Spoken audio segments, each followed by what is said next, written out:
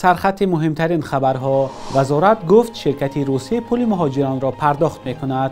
بازداشت یک زنه که می‌خواست 1 میلیون روبل را به خوجند انتقال دهد و گزارش از آب انبار نارک که منبع اساسی تامین برق در تاجیکستان است.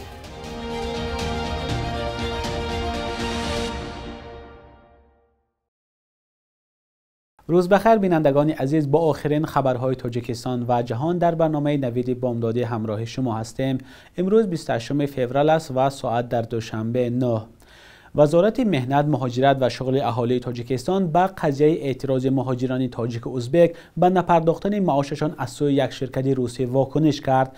در واکنش وزارت که به رادیوی آزادی ارسال شد، مقامات گفتند نمایندگان وزارت در روسیه 3 روز پیش با نمایندگان شرکت ساختمانی که معاش مهاجران را پرداخت نکردند صحبت نمودند. مقامات از نام شرکت کراکوس گروپ نوشتند بنابر دیرمانی در مبلغ گذاری از جانب فرمایشگر نتوانستند مزد معاش کارمندان را سریع وقت پرداخت کنند، ولی در واکنش وزارت مهنت و مهاجرت تاجیکستان بیشتر از شرکت ساختمانی توصیف شده است و درباره اعتراض مهاجران تقریبا حرفی نیست. از جمله وزارت مهنت مهاجرت تاجیکستان از آن توصیف کرده است که این شرکت کارمندان را با 3 وقت خوراک گرم، پرداخت مبلغ پتنت، به قیدگیری و لباس مخصوص تامین کرده است. اینچنین مقامات از نام مهاجران نوشتند گویا دوام 5-6 سال اخیر در شرکت کراکوس گروپ بار اول است که در پرداخت معاش تأخیر صورت میگیرد. مسئولین شرکت کراکوس گروپ درباره اعتراض کارمندانشان رسما چیزی نگفتند. مقامات تاجیک میگویند از این شرکت وعده گرفتند که در اول ماه مارس معاش مهاجران را پرداخت میکنند، اما مهاجران میگویند که 3 ماه است که وعده پرداخت معاش را میشنوند اما از خود مبلغ درکی نیست. روز 22 فوریه زیاده از 1000 مهاجر تاجیک و ازبک که در شرکت کراکوس گروپ در شهر مسکو کار میکنند با طلب پرداخت معاشی چند ماهه خود تظاهرات برپا کردند. شرکت این طلب آنها را قبول کرد و وعده داد که مزد مهاجران ماه مارس به آنها داده خواهد شد. قبلا سامانه سنت یا پارلمان ازبکستان نوشته بود که با مهاجرانی که در این گردهمایی شرکت کردند یاری عملی رسانده می شود. دقیق گفتن نشده است که این یاری از چه عبارت خواهد بود، در حالی که مقامات تاجیکستان میگویند که نمایندگان خود را به نزد مهاجران فرستادند. برخی از شهروندان تاجیکستان میگویند که کسی را ندیدند. برعکس به گفته مهاجران تاجیک، نمایندگان ازبکستان با شهروندان خود واخوری کردند. طبق اطلاع وزارت مهنت، مهاجرت و شغل اهالی تاجیکستان در ساختمان‌های مورد نظر 2300 نفر کار می‌کنند که قریب 1000 نفرشان شهروندان تاجیکستان میباشند. یک زنی که می‌خواست با زیاد از 1 میلیون روبل از شهر تیومن به خوجند پرواز کند در فرودگاه بازداشت شده است. دفتر مطبوعاتی اداره گمرک تیومن نوشته است زن این مبلغ‌های خود را در اعلامیه ذکر نکرده بود و برای همین در منطقه سبز بازداشت شد. به اطلاع منبع مبلغی برابر به $10,000 بعد گرفتن بیانات به زن برگردانده شده، 451,000 روبل باقی مانده مصادره شده است. مقامات گفتند گذراندن این مبلغ غیر قانونی بود. درباره شخصیت این زن و شهروند کدام کشور بودنش معلومات داده نشده است. در خبرنامه اداره گمرک تیومن گفته می شود که نسبت زن پرونده مأموری ترتیب داده شده، آن را برای بررسی به دادگاه ارسال کردند.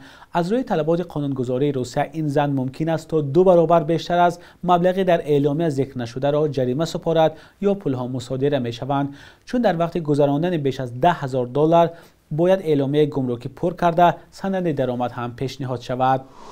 روز 27 فوریه از زیر ترمه در راه دوشنبه چناق باز 2 جسد دیگر پیدا شده است. مسئولین اداره حالاتهای فوق‌العاده ناحیه عینی میگویند یکی از قربانیان پسر بچه تخمینا 12 ساله است.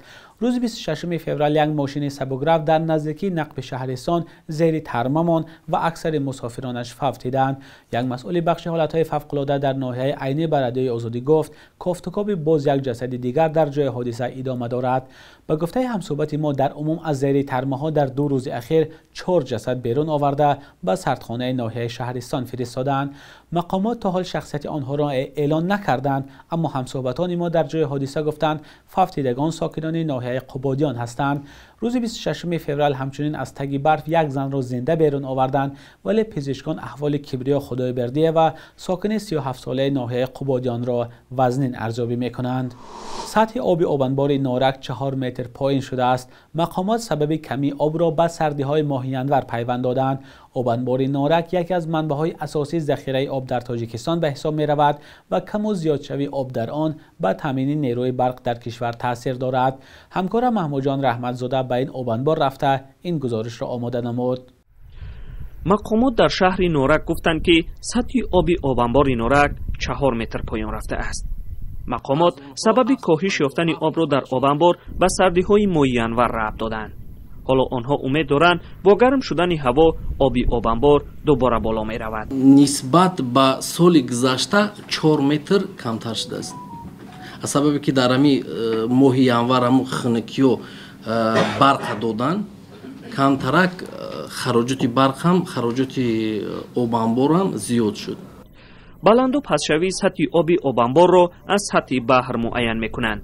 سال گذشته پسشوی آب آبانبار 875 متر از سطح بحر بوده است. این سال سطح آب به 879 متر رسیده است. با وجود این مسئولان نیروگاه برقی نارک میگویند نسبت به سال گذشته برق بیشتر تولید شده است. در سال 2022 نیروگاه برقی آبی نارک به مقدار 10 میلیارد و 740 میلیون و 854,239 کیلووات ساعت انرژی برق استحصال کرد. این 100% نقطه تشکیل می‌دهد. تجدید چرخه‌های نیروگاه آبی برقی نارک چند سال باز ادامه دارد. سال گذشته اولین چرخه نیروگاه بعد بازسازی دویمباره به کار درآمد. در نارک نیروگاه‌های آبی برقی بویگازی نیز فعال است.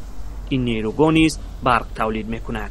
نیروگاه برقی آبی بویگازی در دوام سال 2022 به مقدار 2 میلیارد و 321 میلیون و 836 هزار کیلووات ساعت نیروی برق استحصال کرده است که همین نسبت همین نقشه تصدیق شده 113% تشکیل می‌دهد. در مقایسه با سال 2021 194 میلیون و 490 هزار کیلووات ساعت نیروی برق زیاد استحصال شده است. نیروگاه‌های نارک و بویغازی در کرانه دریای وخش بنیاد شده است. استحصال اساسی برق را در تاجیکستان این دو نیروگاه انجام می‌دهد. حالا در دریای وخش در یک ثانیه تا 223 کوب آب جاری شده ایستاده است. جاری شدن لیمیت را هم متخصصان از حد زیاد پس شدن آب آبانبار نارک ربط می‌دهند. مقامات هم امید دارد که با گرم شدن هوا و پر شدن آبانبار لیمیت دوباره برداشته خواهد شد. محمود جان رحمتزاده، آزادی، نارک. بخش یک روز تاریخ را در تقدیم همکارم خیرامان بقازاده ببینید که مهمترین تحولات تاریخی در روز 28 فوریه را فرا میگیرد.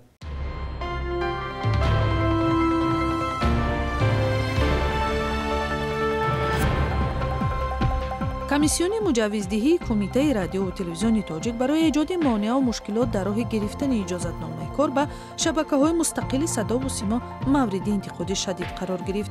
28 فوریه سال 2008 در یک همایش در دوشنبه سیاست این کمیسیون در زمینه مانع شدن به افتتاح شبکه‌های نو چون تلاش خطرناک محدود کردن آزادی بیان و ایجاد مشکل در کار صاحبکاری و تجارت انتقاد شد.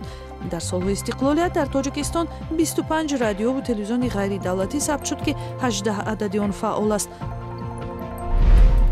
پایان فوریه سال 2020 حکومت ایالات متحده آمریکا و گروه شورشی طالبان در شهر دوحه قطر به موافقه رسیدند که به جنگ 19 ساله در افغانستان خاتمه گذاشته مذاکرات صلح را با حکومت کابل شروع می‌کنند. سازشی که از جانب بسیار کشورها با شبهه و انتقاد قبول شد راه را به مکالمه مستقیم گروه شورشی و حکومت اشرف غنی باز کرد، اما در عموم به نتیجه انجامید. ایالات متحده آمریکا و ائتلاف بین‌المللی تا 15 آگوست سال 2021 نیروهایشان را از خاک افغانستان بیرون بردند. تاجیکستان اعتراف طالبان را قاطعانه رد کرده است. 28 فوریه سال 1951 آوازخوان تاجیک و عضو دسته هنری گلشن عمرزیوف تولد شده است. این هنرمنده که صدای نرم و فوره می‌دارد در یک مصاحبه‌اش با ازیا پلوس اعتراف کرد که با سپارش این مقامات مجبور بود بسیار وقت ترانه‌های روسی بخواند، ولی شنونده‌اش در تاجیکستان تقاضای دیگر داشت. سال‌های بعدی به اجرای آهنگ‌های تاجیکی زمانوی و کلاسیکی پرداخت. صبح 27 فوریه در بانک‌های تجارتی تاجیکستان $100 آمریکایی تا 1090 سومان ارزش دارد. 1000 روبل روسی باشد به 142.143 سومان برابر است. قرب رسمی بانک ملی تاجیکستان برای امروز چنین تعیین شده است.